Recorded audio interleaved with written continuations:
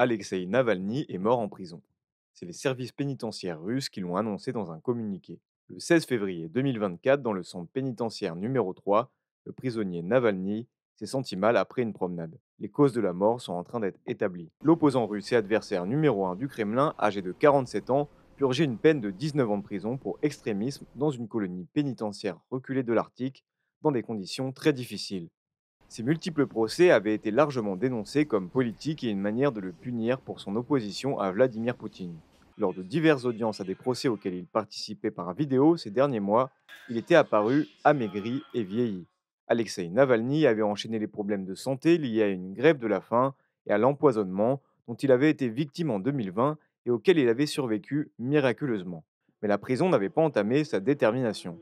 Au cours des audiences et dans les messages diffusés sur les réseaux sociaux par l'intermédiaire de ses avocats, il avait qualifié Vladimir Poutine de papy caché dans un bunker. Il avait également fustigé l'assaut russe contre l'Ukraine, évoquant la guerre la plus stupide et la plus insensée du 21e siècle.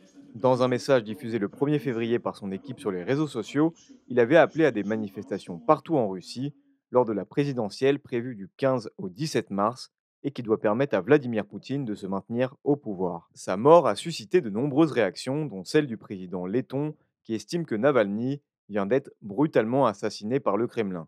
Charles Michel, président du Conseil européen, a également réagi sur X, affirmant que l'Union européenne tenait la Russie et le Kremlin comme seuls responsables.